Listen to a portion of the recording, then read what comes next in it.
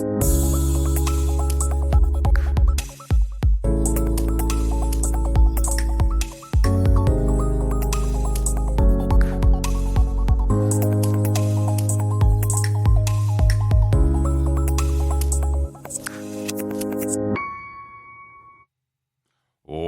aboard, everybody. It is Tuesday, and this is Back to the Window with Scott and Scott. Good to have you guys along. I am Scott Steehn, lead handicapper over at winnersandwhiners.com. I'm your co-host, Scott Reichel, senior handicapper over winnersandwhiners.com. And if you're new, we do this each and every day, 3 p.m. Eastern, 2 p.m. Central, helping you guys to head back to the window to cash those winning tickets. Well, Scott, you watch any sports last night? Anything stand out for you? I watched my team blow a 15-point halftime lead, which isn't exactly ideal. As for actual action, I didn't have anything because I had a tennis play for my play of the day, and I heard they play those matches outdoors, and it occasionally rains in Texas. True. So they ended up moving the match to right about now. Okay, perfect. Well, hopefully you'll cash that ticket as we're on the air, at least get a good start. What just happened? Said, I'm looking sharp. Thanks, buddy. I've warned you about the day drinking, man. Come on, you got to stop that now. James Mount says, gentlemen, and I use that term loosely. He knows us so well. Tim Earl in the hizzy. What up, Timmy? 2 days away, brother. 2 days away from the A's first loss. So, pretty excited. Just to lay out the rest of the week for you, we're going to have our Masters show tomorrow. We're still trying to decide if we're going to tie it into our regular show or have a separate standalone show. It's going to be the one and only Jim Williams from Just Parlays, as he is a multi-sport aficionado, much like yourself, Scott. He knows a little something about golf, so we're gonna talk about that, and it helps with the handicap and the day drinking. Man, I've got my son. My son dropped off some bourbon with me, and I haven't had a drink in like a year. I'm thinking about having a drink later on this evening. So stay tuned for that fun. It'll be after my video. Don't get excited. I can't do drunk handicap, and I can't do drunk videos. I just can't do it. So, Scott, not yet. Practice makes perfect. You're right. I just not working on it. Tiger Woods will play in the Masters, yes, but for how long? That's the question, isn't it? Scott. Anyway, I wanted to finish out the week. So we're doing Allie's show tonight. We're doing Total Chaos with Allie Burns about 7:45. It'll be posted probably. And I guess we shoot that live. Do we shoot that live? No, I think she records it. She records it, right? And then posts it like right afterwards. Yeah, so it's like 7:45, 8 o'clock tomorrow. That'll be up. Talking about some totals for tomorrow. And I mentioned the Masters show on Wednesday. On Thursday, we'll be having another baseball expert on to do a little final preview for the MLB season before that really gets rolling. And Friday's NASCAR, so yeah, it's going to be a hoot, as the kids say. So, Scott, did you? I know you're a big North Carolina fan. I talked about didn't like either one of those teams as far as programs go, but I had to hold my nose and bet one of them. Had the Jayhawks to cover, looked bad early, looked good late, and then stepped out of bounds. Harris just couldn't. What a terrible game he had, by the way, culminating with the stepping out of bounds there at the very, very end. So that was our shot to cover. Of course, the way they shot free throws, there was no guarantee he was going to make one or two of them. So we'll see how that would have went down. But, yeah. I had one brief rant, by the way, about the game itself, mostly on the aftermath. And we're going to cover a decent amount of the actual topics in the segments, but I mentioned on air yesterday that I had no idea how Agbaji was plus 110 to win most outstanding player for the tournament. I said McCormick at around 6-1, maybe Remy Martin at around 950. How the hell did Agbaji win most outstanding player in the tournament? Yeah, I don't know. I really think, the other choice would have been McCormick. And he had a double-double. He had the two big layups in the final minute. Yep. He had a better tournament than Agbaji overall. The whole thing made no sense. No, McCormick was your slam dunk pick. I really wondered who they were going to give it to, and I wondered if they would give it to McCormick, and they didn't. So he put the game on ice. Agbaji hit a 3-pointer to start the game, missed about 7 free throws. Then he made another jump shot or so, and he finished with 14 points. He really didn't do much. He kind of vanished for about, 30 straight minutes in that game. Is that a safe way to put it? And McCormick had a double-double, and he made the 2 big shots at the end. So I thought McCormick was easily going to win it. I have no idea why Agbaji was plus 110. And apparently somebody knew something, because I still don't know how the hell he was plus 110. Yeah, there you go. Somebody. So I don't want to say that was rigged or there's a conspiracy there, but you can explain that to me in several different ways. I thought that Agbaji was the 4th best player on Kansas last night. Oh, he was tied for the 4th. He was tied for the 4th leading scorer. So that's what I'm saying. And Brown had a double-double. Remy had the big 3s, but Agbaji did not play that well. So I don't really know what happened there. No, one assist, 2 rebounds. Nothing really stood out with 12 points. What do you got, like 3 for 8 from the line or something? Well, yeah, he went 3 for 8 from the line, and he made that 3-pointer to start the game, as you mentioned. Didn't make another 3-pointer all night. Missed 3 in a row. Yeah, he didn't do anything. So, yeah, I get it. That was my main takeaway from the post game. We can get into the actual in-game stuff quickly. I couldn't give Donkey of the Day to a winning coach, but there's one play that I do want to talk about later on. All right. Well, let's get to it, man. We got a lot to talk about from last night's game.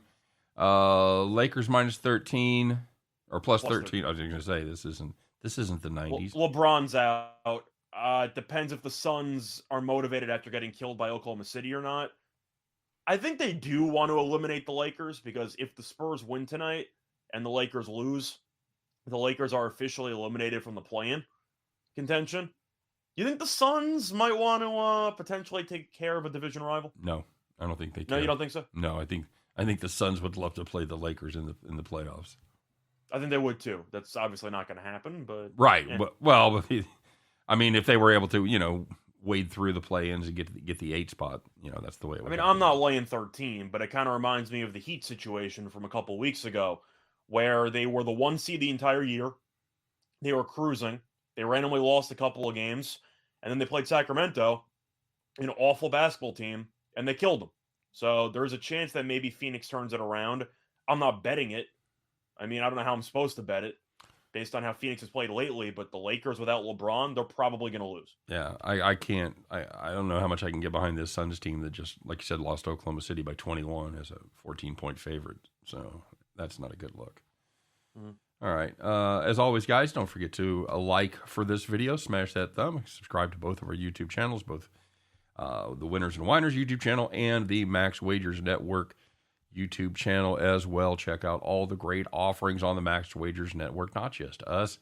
You've got Midday Money with Sean Higgs at noon. You've got Allie Burns doing Morning Wood 1 o'clock. Of course, you got Chris and Jim over there doing just parlays. Yours truly is over here at 3. And Bat and Cleanup, Detroit Lenny and Nick and Tim Earl doing Game Time Decision at 5 p.m. Eastern Time. So check out all of those shows if you get a chance.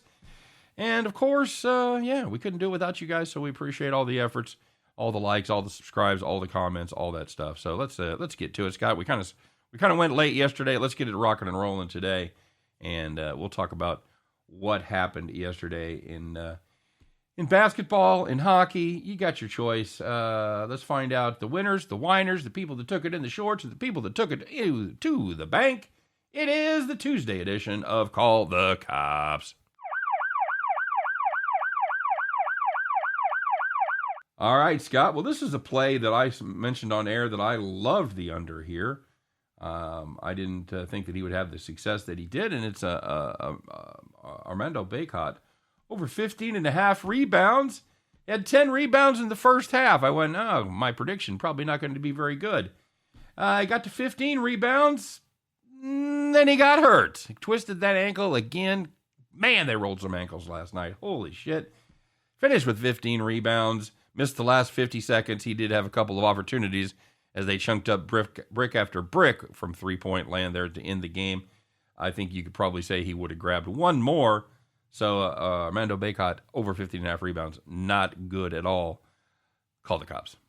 And looking at hockey, if you had the Flames and the Kings over 5.5 goals, you had 5 goals with 25 minutes and 52 seconds left. So you're basically home free. It's also 3-2. So you're looking at a spot where one team will pull the goalie at some point. Didn't matter. No goals the rest of the game. Game landed 5. No goals for you. And finally, a little spring training baseball. Probably going to wrap it up for spring training baseball. Are they done now, Scott? I believe this is the last day, if I'm not mistaken. Today is the last day?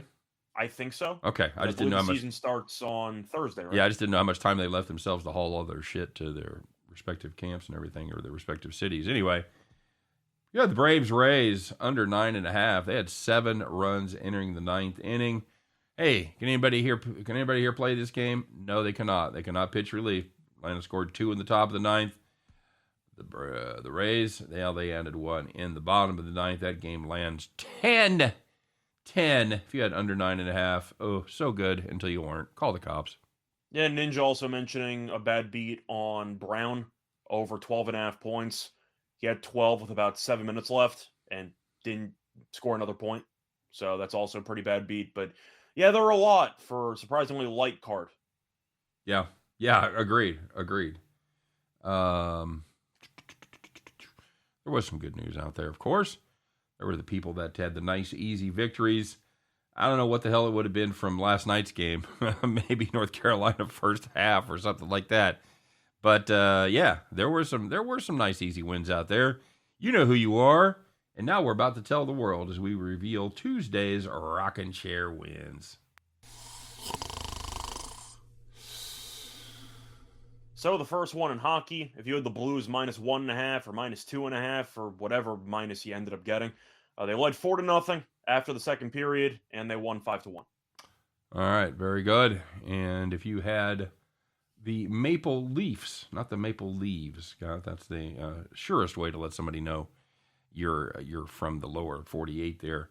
If you had the Maple Leafs, team total over 3.5 against the Lightning, 4 goals in the first 2 periods. Congratulations, that game is over early for you. They finished with 6, but 3.5, no worries there.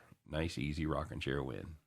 And in spring training, if you had the Red Sox and Twins under 9.5 runs, you had 1 run in the 4th, you had 1 run in the 6th, and then you had no runs in the other 7 innings.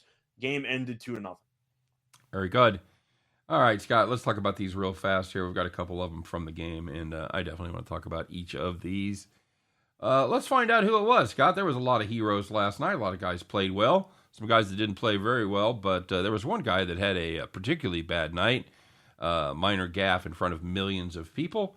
Let's find out who it was. Who's wearing the golden feed bag, Scott? Whoever could it be that is today's donkey of the day?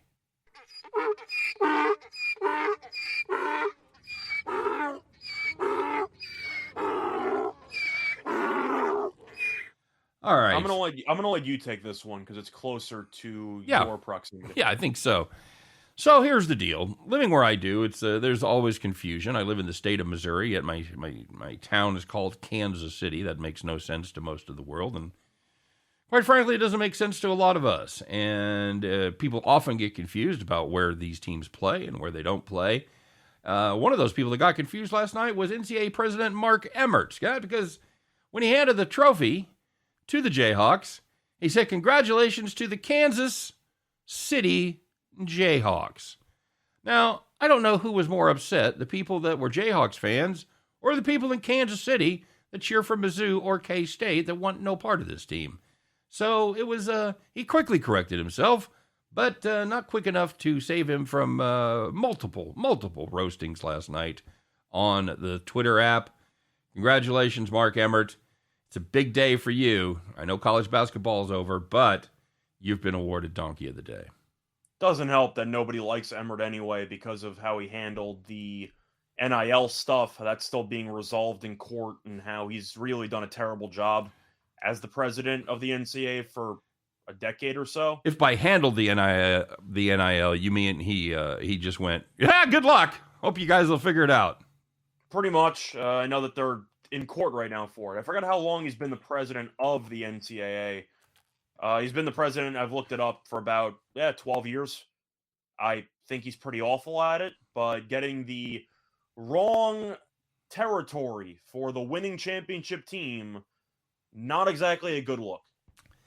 No, not good at all. Not good at all. So There was something else from this game, and we kind of alluded to it here a little bit, and we're going to expand on it right now.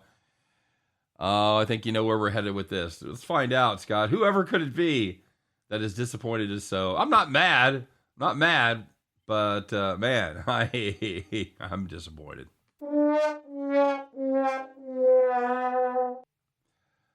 So go ahead, my friend. I'm going to chime in here in a minute, but I'll let you get the ball rolling. So, of course, it's going to be my favorite college basketball team, North Carolina, for blowing a 15-point halftime lead. I believe it is the largest comeback in the history of the NCAA championship game, with Kansas coming back from 16 down at 1 point. Yep. On top of that, North Carolina, in the last 25 seasons, was 161-0 when leading by 15-plus points at the half. 161-0. Now you have to erase the 0 and add a 1 because they lost. So you're saying there's a pretty chance. Rough way to lose. Brutal. Yeah. Every time I talked about this Kansas team, I said you had to do one thing to be able to win the game. You had to be able to survive that 10-minute Kansas push. You were going to get it. You didn't know when you were going to get it. Sometimes it lasts a little longer. Comes at different spots. Last night came the first 10 minutes of the second half, and North Carolina was absolutely not ready. They went from 15 up to 6 down in less than 10 minutes. There was your ball game right there. Kansas played even for the first quarter of the game. The last quarter, I'm impressed Carolina kept it close after that, to be honest. I agree. Thought they were just dead in the water. I agree. Kansas, they basically played 2 quarters that were a push. The first 10 minutes, last 10 minutes were a push. Obviously, North Carolina dominated the second 10 minutes, but Kansas dominated the third 10 minutes even more, and that was the difference in the ballgame. They could not survive the 10 minutes of hell that Kansas has unleashed every game in this tournament. I mean, my point at the half, which I tweeted about, was McCormick and Lightfoot are in foul trouble. Nobody cares about Lightfoot, but still, go to the rim. And Carolina just kept settling for a bunch of terrible jumpers. And Carolina, I was shocked they were up 15 at any point in the game. I thought they were definitely live to win the thing, and they were. But you can't win a game shooting below 32% from the floor. That just can't happen. Without looking, how many minutes do you think Lightfoot played picking up the 4 fouls? Pick up 4 fouls. How long do you think it took him to do that? I'm trying to think of how many times McCormick got benched in the game. Because they brought in 55 and they brought in 24, and nobody knew who any of those guys were. They brought in a couple of walk-ons for part of the game. I'm going to say 9 minutes. Played 7 minutes. Okay, all right. 7. I thought McCormick committed about 10 fouls that weren't called, but I'm not really going to complain about the officiating. There were a couple of awful calls to start the second half, which all went against Carolina. Yep. You had the goaltending call on Manick, which was an absolute joke. That was a clean block. You had the self-pass by Brown, which I thought was easily a self-pass. I didn't think anyone touched it. But besides that, the game was close at the end, and the reason why Carolina lost, they couldn't make shots. So people complaining about Kansas getting some favorable refereeing calls on behalf of all Mizzou and K-State fans, get in fucking line. Well, We've seen this movie before. I was going to say, Kansas was in the bonus with about 10 minutes to go in the half. And then Carolina basically committed no fouls the rest of the half. But there was the opening 3-4 minute stretch where the referees were just giving Kansas everything to start. But once again, Carolina didn't make enough shots. Love was awful. You honorary called the cops member there if you had over 17.5 points.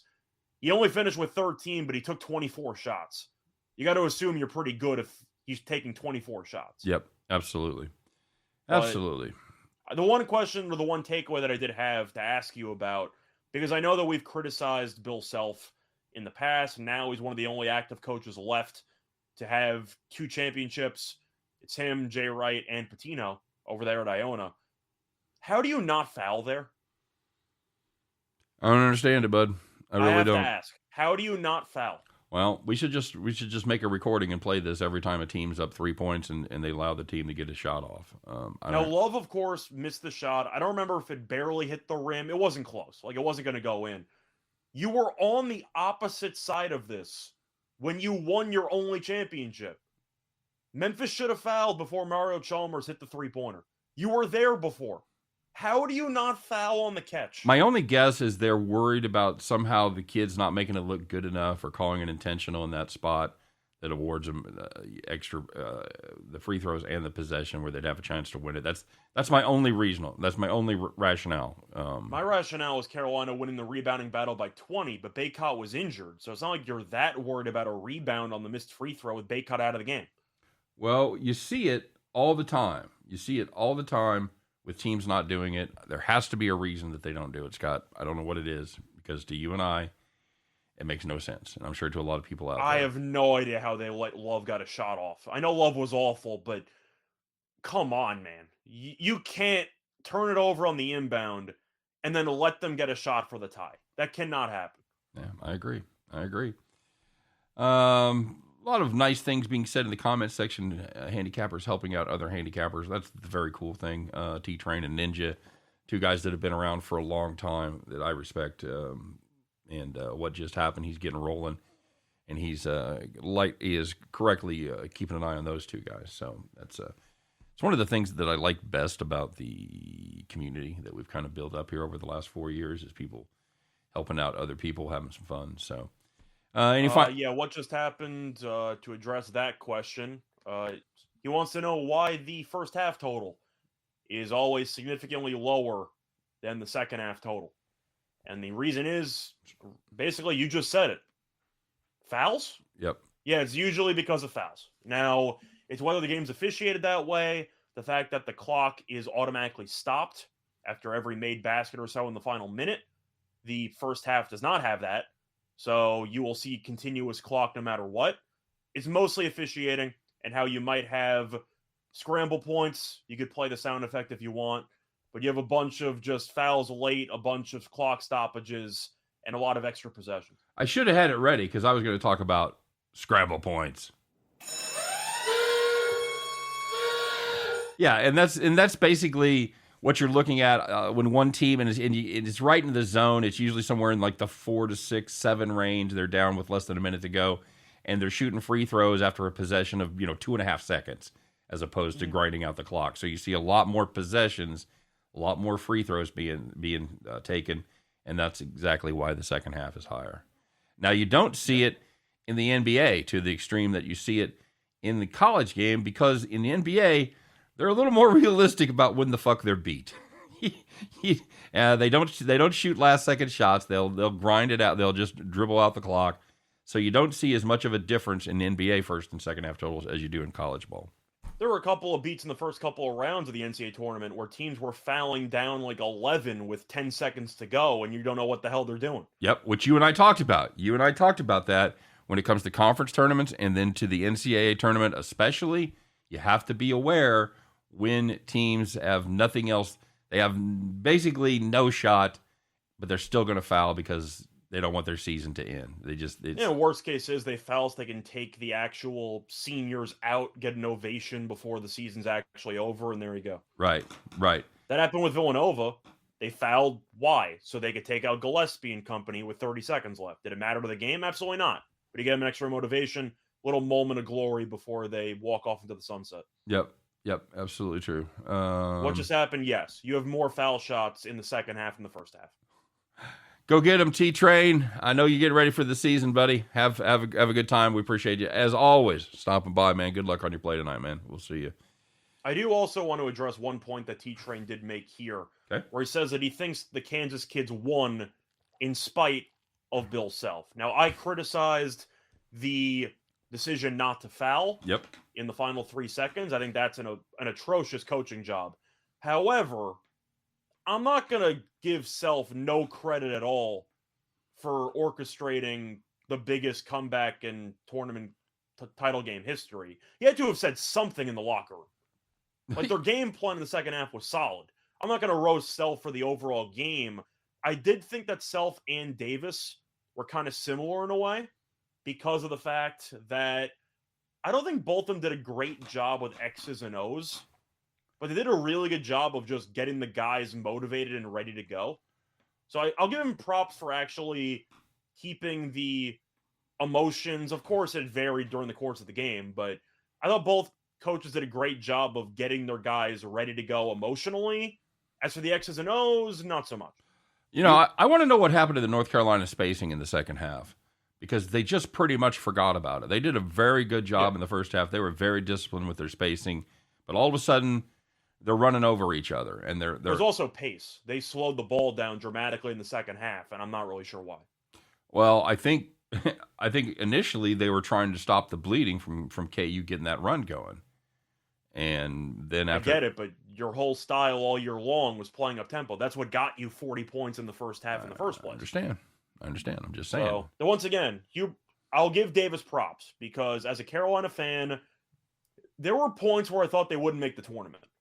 Sure. There were points where before they beat Duke and Cameron Indoor, they were legitimately on the bubble with 0 quality wins. So if you told me back in October or November, this team would make the finals as an 8 seed, I would have been absolutely shocked. But the main takeaway that I had from Carolina all year long, I know Baycott will probably be a late first-round pick, maybe early second. I'm not sure Caleb Love's getting drafted or, what the story is with the rest of the roster. They're just not very talented.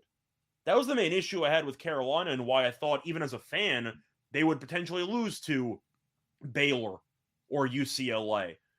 I looked at the roster, and I really didn't see many high-quality players, especially for a blue blood like North Carolina. Did you? No, not especially at the guard position. I'm really surprised that, and I know that they all had their moments, but I just don't know that you had the high-quality guards to be able to take you to that final step. I mean, it's hard to criticize anything about either team when the losing team had a 15-point lead and wasn't expected to make any kind of a run whatsoever, even make it through the first weekend. So, Carolina should have won it anyway because they shot below 32% and they only lost by 3. They won the rebounding battle by 20. Yep. But anyway, to go back to your point, nobody thought they would make it here. No, that's very true. All right, so people asking about the card tonight. Let's lay out some stuff here, Scott. Somebody asked about the NHL, said they don't like the NBA card. I'm on the Devils Rangers over. I'm just gonna ride that Devils over until it breaks. What else you got you like? I think the one hesitation I would have with the full game over for the Devils is just to take the Rangers team total over because the Devils' best player is Jack Hughes, and he's not playing because he's injured. So, of course, he factors into the power play and everything like that. Devils are awful defensively anyway. Yeah. The Rangers should score at least 4. So if you're worried about Hughes being out, then you can take that approach instead. To look at everything else, I mean, the card itself in hockey, there's a lot of games. I'm not sure how many of them have a lot of value. I don't mind the Islanders on the money line getting plus money against Dallas. I know Dallas is a good team. Islanders, they're not officially out of the playoffs. Now, are they going to make it? Probably not. They're about 11 points back of the Capitals with about 14 games left, give or take. Right. It's doable. It's not pretty, but it's doable. Islanders have played well. And if you want to back a hot team that's getting plus money, I don't mind the Islanders there. If you wanted to go for a matchup between two really, really awful teams, but there might be some value on it, I have no idea how Philly's favored tonight against Columbus. I know Philly beat the Rangers in a shootout the last time out. Columbus, don't get me wrong, they're awful. They're really, really bad. The Flyers, under no circumstance, with 55 points on the season, they're 1 point ahead of the Devils for last place in the division. Columbus has 70, so Columbus is 15 points ahead of Philly. There's no way Philly should be laying like minus 130. That doesn't make any damn sense. Okay. So if you want to go solely on value, the Flyers at a minus price, that's kind of an auto fade. So you've kind of alluded to something, and I think it's time for us to touch on it and expand it a little bit, and that is something you have to be aware of this time of year with the NBA and then very soon with the NHL, and that is motivation. What are they playing for? What does this game mean for positioning? What does it mean for draft position for some of the lower teams? So, Scott, is that the number one thing you look at, especially in the NBA this week, as everybody comes down to the end of it, has 3 or 4 games left? Pretty much. I know that Scott Nowak mentioned how the Nets might watch Durant and Irving's minutes, maybe if they're up 30. But if you look at the Nets' current situation, they lost a huge game over the weekend to Atlanta. And now the Nets are in a war for the 9 spot. Or not even the 9, sorry, the 8 spot. They're right now in 2 play-in games right now if they want to make the playoffs. So if they want to actually get the 8, they probably need to win out. So they should be motivated for this game, because the last thing the Nets want to do with Kyrie, with his injury history, with Durant's injury history, the last thing that you should really pay attention to is motivation for a team like that, because they should be motivated the entire way through. Very good. Columbus has mentioned the second game and second night Flyers. That's I know it's second game in 2 nights. I'm just saying on principle, the Flyers should not be laying minus 130 against anybody. Calvin says, all respect to you, but you guys thought the 76ers were tanking games ago, and I've been cashing on them ever since. I never said they were tanking. I just thought they were bad with Harden. Yeah, well, they've been winning games. I never said that they were tanking. I said they're trying to go for a 2 seed. They're not going to catch Miami, but I don't remember ever saying that they were trying to tank. I don't recall that either, but I mean, they're not. I mean, I said that they got worse with Harden. They're not, and we saw them lose to Detroit. Maybe it was the trade that we talked about how we didn't really think that would help them that much. I don't think it helped them that much. But when you're in the middle, when you're in the middle of the, when you're holding the third, fourth playoff spot, I don't know how tanking would be relevant. I didn't think they would be good with Harden, but I think the word that's throwing me off is tanking. I didn't think the 76ers would intentionally lose games. I just thought that in the grand scheme of things, they are not any closer to winning a championship with Harden. Ultimately, and that still stands. I don't care. If you're out there making money with the 76ers, God bless you. Yeah, good for you. I did fading the Sixers. I did well in the beginning with Harden, and then he kind of dropped off. But they're a team I'm not afraid of playing under the right circumstances. See, Calvin, once again, Harden puts up good numbers, or he puts up good assists, rebounds, whatever. The shooting percentages have been terrible, and you look at the defense. He's one of the worst defensive players in the league. So regular season, Harden, we know historically is a great player. It's the playoffs where you have to acknowledge that Harden's flaws become magnified, and I'm definitely not picking the Sixers to make the Eastern Conference Finals. I think they will lose in one of the first 2 rounds. Bruce is bringing up an excellent point here. He says he's Hawks versus Raptors, so the spread is Raptors -4. Sharps have been all over the Hawks, but the line has not moved. Thoughts? Well, that's usually something you have to be very aware of when you have like would call a reverse line move in that situation. Scott, explain to everybody what that means exactly. Basically, what he's trying to say is the fact that it seems like a lot of money is coming in on the Hawks, and yet the line hasn't moved. So it might seem a little bit trappy, because you would have assumed that the spread would have potentially gone down a little bit. Right. So what do you think? Is that an okie-doke spot? Yeah, see, we've talked about that before, about it's kind of a misnomer to say that books make their money by having equal amount of money on each side. That is no longer correct as of about the last 15 years, since they've kind of taken a different position and gone more corporate. They think they have the data and the personnel, the algorithms, etc., to take a side. And they are not afraid if they think the public's on the wrong side or the sharps are on the wrong side, whatever. They're not afraid to hold a line or adjust a line that's counterintuitive to what you're seeing with the line, with the money coming in and the bets being made. So if you have a situation like that, it is almost a sure sign that the books are all over the team that's not, you're not moving the line on, right? Is that pretty much confusing now, the way I said it? The way that I would phrase it is that the odds makers are willing to die on the hill, so to speak. Yes. Where if the public kills them, it happens, but this is a spot where they feel like they can make a ton of money. Yes. By going against the general consensus. Now, Atlanta getting 4, not going to lie, it's pretty attractive, at least at first glance, because Atlanta, as a Nets fan, I can tell you right now, Atlanta's been really good lately. The problem with Atlanta, they're terrible on the road. And 15-23 straight up is not exactly a good look for this team, not to mention the fact they have lost to the Raptors 2 out of 3 meetings by at least 6. Atlanta, you're going down the line, beat Brooklyn at home, beat Cleveland, played a couple road games against the Pacers and Oklahoma City. Congratulations, I guess. I mean, you beat who's in front of you, but Toronto's been really good as well. At first glance, I liked Atlanta, but I can't get past those road numbers.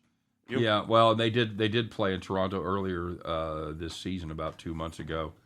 Toronto wins that one by 11 as a 3-point favorite. So there is a little bit of a track record this season as far as the home road splits.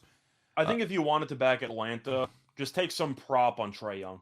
Because if they want any chance of winning, Young's kind of the only guy they have left, right? Because Collins hasn't played in about a month. Right, correct. So, and Bogdanovich is questionable for this one. Lines by casinos have become stat modelers. That is exactly correct, David. That is exactly correct. So, Caesar Sportsbook has Kansas Jayhawks. By the way, what's up, 1777? It says they have Kansas Jayhawks 10-1 next season to win the 2023. Too early to get involved, Scott? For me, yes. In fact, it's probably too early until, at least for me, I don't even know, September, October. I mean, I have heard a lot of line movement on Creighton. And I know a couple of people on Twitter were mentioning the fact they got Creighton at around 90-1 to win the championship, 80-1. And I believe it's down now to around 50 or 45. So there is definitely spots where you can make a lot of value plays at this point. But recruiting's not even finalized yet. I'm not betting on any of this. There's 1,100 guys in the transfer portal right now. Yeah. I'm not to mention all the people that can decommit and recommit to other schools. I'm not touching that. What just happened? I'm not, but if you want to make an argument for teams, you could beat some huge line moves, but I'm not going to bother. Every once in a while, I hear someone refer to players as a number, like what's LeBron worth? He's worth 1 point, something like that. What's that called? Is that a form of valuation of talent? I don't know that there's a term. I don't know that there's an official term for it. Valuation of talent, I think, is probably pretty close because that's exactly what you're doing. You're putting a numerical figure on that person and what they. It's kind of a mini version of war in a way. I was trying to think of another acronym for war that you could use for a betting perspective. Right. But it's basically the same thing. I'm trying to think of. Can we do SAR? Like spread above replacement? Spread value. VAR, spread value above replacement. Something? I don't know. We'll come up with an acronym for it. But yeah, that definitely is a way to look at it. It especially applies with baseball, for example, where if Trout's out, you'll see the line move 40 cents. Yep. But for LeBron, for example, I don't even know what the hell he's worth to this team. Like that's a whole enigma in itself because the team sucks with him and without him, no matter how many points he's putting up. But when it comes to some of these MVP caliber players, I think they tend to sell it on the short side. Like if Embiid was out for the Sixers, I think he's worth like 7 points. I'm going to go out on a limb. Zodwick brings up a great point, by the way, and says there's nothing I want more than to tie up my money for 12 months on a March Madness bet. Yeah. That's very true. I'm going to go out on a limb. David Good said he's a retired professor. I'm going to guess he is some sort of mathematics professor because he has pointed out that assigning a number to a weighted regression variable, to be precise. Yes, once again, he's right. Once again, I would have never, ever put it that way. So my kid probably would have, but yeah. I do want to ask one question. What is the longest amount of time you'd actually tie up money for? Because I know we did our full baseball division breakdowns. I had somebody reach out to me on Twitter asking what I thought about certain teams, whatever. When, just the basic spark notes of our videos. And he was wondering what I thought about this team. And I told him, I like the over for this team, blah, blah, blah. And he's like, yeah, I don't know if I want to tie up my money for like 5 months. And I'm like, well, to each their own, because some people are betting on March Madness for next year. So what's the longest you would tie up your money for? Well, I've tied it up for a couple of years on political bets, but okay, it's become a little bit different. My stakes have changed a little bit between the pandemic tapping a lot of my gambling accounts and frankly having a really bad last 6-8 months since baseball ended, basically. So you're coasting on the election. What's that? You're coasting on the election. I'm glad I hit the election, dude. Yeah. Unfortunately, they only have it every 4 years. So David Goodsee's statistics was a statistics professor. Shocker. It is not a shocker. That's the one thing I've thought about going back to school and taking more statistical classes, and you can take actually gambling statistics and applied stuff like that. I've thought about doing that, but I don't know that I still have the pliable brain tissue to take on all that shit that I haven't some of those things obviously you've studied as in the course of gambling, but some of those things I haven't studied for 40 years. So I took a stats class in college. I did only too. took one. I did too. And yours 3 years ago? Yeah, give or take. Yeah, mine was a little longer. Yours might have been a little bit longer. A little longer than that. All right. The way that I would address that though, to tie up your money long term. Yep. You have to divide up your money. And I'm not saying that you can have $0 of bankroll on future bets, but all I am saying is if you are going to be willing to bet on something that won't actually cash or lose until about, I don't know, 6 months down the road. Yeah. Separate a certain amount of money just for that, because you're not going to be able to use it once you bet it. Right. That's my advice. So if you're using a usual bankroll of, let's just say, $2,000, don't put 1,000 on it in future bets for 6 months and then expect to live off the other 1,000 with betting. I know. Like, divide up a separate amount of money just for the futures. Yes. And keep the usual bankroll. Yep. I know a lot of guys that's exactly how they do it. They put 10% whatever their bankroll into futures, and they've always got that amount rolling into a future, and it's just not available. You just don't touch it. So basically, my advice is plan accordingly. Yep, very good. That's the way I would describe it. Holiday and Middleton are too much for the Bulls, let alone adding Giannis. I mean, I like Milwaukee anyway because it's Chicago against the top 3 team in the Eastern Conference. I think we've seen this movie about 20 times before, haven't we? Yeah, we were so excited about Chicago, and yeah, not so much. So they're a good story. They just can't beat good teams. Right. Any value on the Wizards catching 12 from Minnesota? Are we a little too excited about Minnesota right now? I don't mind it. I mean, Washington's bad on the road, but they have actually been okay with the younger core. They got killed by Boston. But to be honest, who hasn't gotten killed by Boston in the last couple of months? I mean, Boston's a world beater right now, but beat Dallas by 32 at home, beat Orlando. They had a big home stretch though, but they're awful on the road. So I think that would be the hesitation there. If I was going to play anything on Washington, I'd probably take a team total over. Total's at 238, which seems high. And then you look at Minnesota's last couple of games. Played against Denver, 266. Played against Houston, 271. No overtime in those games, by the way. So probably a team total over for Washington if I was going to bet anything on the Wizards. Is that your ringtone? Yeah, I forgot to turn my phone off after you. I just wondered what your ringtone was. You and I checked that. That's it. That's my ringtone. But what do you think about that? I think if you're going to bet Washington, I would only look at the team total there. Yeah, they're not going to get many stops against Minnesota. That's solid. David Good asking about Miami. Is this team back, Scott? Laying 5.5 tonight against Charlotte. Miami won and covered their last 4 games. 3 of them, however, were on the road. So, what do we? And Miami figured it out, right? Well, that's the thing. I mean, righted the ship. Well, I mean, they hadn't covered for what 7 straight before that. So they're kind of the second half of the season have turned into a little bit of a streaky team. I'll ride the good streak. This Charlotte defense, once again, they're kind of going through one of their little phases where they're giving up a shit ton of points. Give up $140 Philadelphia the other night. Give up $114 to New York. Yeah, I'll take Miami there. I think they figured it out. Yeah, Miami's 3-0 in the head-to-head. They've played 1 time in Miami. Miami won by 15. Heat though have won 4 in a row. Solid home team, and against good competition, too. They beat Toronto, they beat Chicago, and they beat Boston. Right. So, solid performances there. Charlotte, as we said before, defensively, they're very streaky. As a Nets fan, I'm rooting for the Raptors and the Heat pretty heavily tonight. Because, once again, I'm trying to hope my Nets can will their way back to the 8th seed. But I like Miami here. Charlotte defensively seems like they're headed back on that downturn. So, I'm just expecting them to give up 115, 120. All right, very good. 1777 is pointed out the problem that you and I kind of alluded to is Chicago doesn't play very well against good teams, 19 and 20. Oh, that's above 500. That's not even including top 3 elite teams because they are right. They have a win percentage of, and it's a lot lower than 19 and 24. I'll tell you that much. Right. So we did talk about this 76ers team a little bit, Scott. Indiana's awful. And so bad. Now that's a team that's a team that's officially tanking. Yep. And they're catching 12.5 roughly from Philadelphia tonight. It was about 11.5, so money has definitely come in on Philly. It's a home game for Indiana. You trust this Philly team to cover that many points?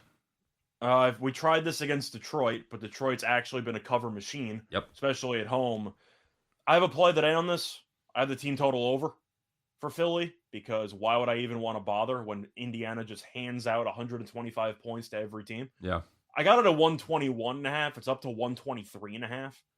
So I guess the question you're asking, do you think Indiana can actually score 120 points in this game? No. Because I think Philly should score 130. If they're fully engaged, they should score 130 in this game. Would you agree? No.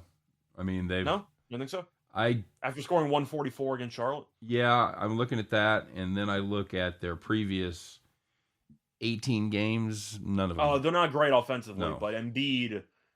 Oh, boy. He might have 20. He should have 20 free throw attempts if they're fully engaged once again, but I don't know if I want to actually lay it with Philly on the road, just because Indiana, they play so up-tempo, maybe they can wear out Philly to some degree. Bad shooting night from Harden, maybe they don't cover, but I got the team total. Yeah. Do you want to go first half Philly? I don't mind that either, because Indiana's basically been handing out 70 points in the first half to every opponent for the last, 2-3 weeks. So maybe Philly first half, but I got the team total over, and I'm pretty happy about it. All right. Somebody was asking about another game too, other than the Nuggets Spurs total. Let me see who's Denver's been an over machine for the last couple of games. They can't stop anybody. No. It's really tough though because DeJounte Murray's out, and on one hand, he's San Antonio's best offensive player. He's actually had a pretty serious illness. He said he's lost like 7 pounds. He's going to be out for probably the rest of the season. Right. He'll probably be back for the play-in, but that's definitely rough. But he's their best offensive player and defensive player. So read into that how you want. But Denver, their games have been track meets, man. I mean, the last 3 games, Indiana 243, Minnesota 266, the Lakers with no LeBron 247. These are just some huge totals. I got to go with the over, right? Yeah, it just if you think you can get that many out of San Antonio, that's really the only question for me. What do you got Denver on here? Because we're looking at 234, 9 points as a spread, so that means Denver's going to have to be somewhere in mid 120s, 123 to 125, right? Yeah, give or take. Okay, can they get there? Once again, I'm not going to bet that game. I have a couple of props on Jokic just because, I mean, he's incredible. I mean, there's really not much more to add. I mean, he's going to win MVP. San Antonio can't rebound to save their lives. No. So I think Jokic has a huge night tonight. But as for the actual game itself, I still don't trust Denver. San Antonio has been competitive without DeJounte. They haven't really played anybody. They played Portland twice. But still, I think San Antonio can hang around. They can clinch a play-in spot tonight with a win. I'm not laying 9 to Denver when they barely beat the Lakers by double digits with no LeBron. I can't. Can't do it. Can't do it. Although Denver is at home. If I had to bet it, I'd bet Denver, but I'd rather look for something else on the card personally. I agree. If I had to bet it, I would take anything with Jokic because, I mean, maybe Jokic 30 points and Denver money line or something like that because Jokic, I mean, he's owned this team the entire season and his numbers keep getting crazier. Somebody want to know where the upsets are coming from. We didn't hate Washington. Don't hate Memphis getting 5.5 from Utah. I'm not picking Washington to win, but I think that they got a shot to cover there. Yeah. Memphis is always attractive, especially with Utah blowing double-digit leads every single game. Mm-hmm. So I do think Memphis, we've seen them without a bunch of players. They still killed Phoenix the other day. Yep. They win a bunch of games. I don't mind Memphis there because Utah has been awful recently. If you want a potential trap game there, I don't necessarily mind Sacramento. Yeah, I was looking at that. Just because of the fact that I don't know what New Orleans is playing for. Right. They're basically locked into the play-in. We know that the Clippers are going to be the 8. We know the Lakers are basically out. New Orleans will probably get a home game for the first play-in game with the 9-10. Are they playing for much? No. Because I don't think they are. No. I agree. So I actually don't mind the Kings at home. If you want just a dark horse candidate, shot in the dark, dart throw. Give me the Kings. Somebody brought up Denver being bad on the road at home against the number, and that's absolutely true. They're 14-24 at home, and it gets even worse when they look at strong teams with a good offense, because where the total's 220 or better, they're 6-18 against the numbers. So we know New Orleans doesn't guard anybody either. So yeah, true. Sacramento's won 2 of the 3 meetings. But once again, New Orleans in that rare spot where they are in the play-in, so you can argue about seeding, but the Clippers are so far ahead of them for the 8 that it really doesn't matter. They're kind of locked into the 9. Kings, young team, maybe they can piece it together for a game, but 8 on the road with a Pelicans team that is 16-23 straight up on the highway, I'll pass. All right, very good. All right, Scott, let's get it on here, shall we? It is that time, everybody. It is Tuesday. Thought we were going to get a little running going yesterday, and then your guy, he died in the third period. Didn't bench him though. No, he had 20 saves after 2 periods. Nope. He just he's on track. Didn't face many shots in the third. Yep, absolutely correct. So, yeah. Let's get ready, guys. It's Tuesday. It's the first day of the rest of your life after college basketball is over. So let's do it. Let's put on those overalls. Get your straw hat out. Come on, put it on. Come on, we're watching. There you go. Climb aboard your John Deere. Get those lucky keys out and get ready one more time here today to bet the farm.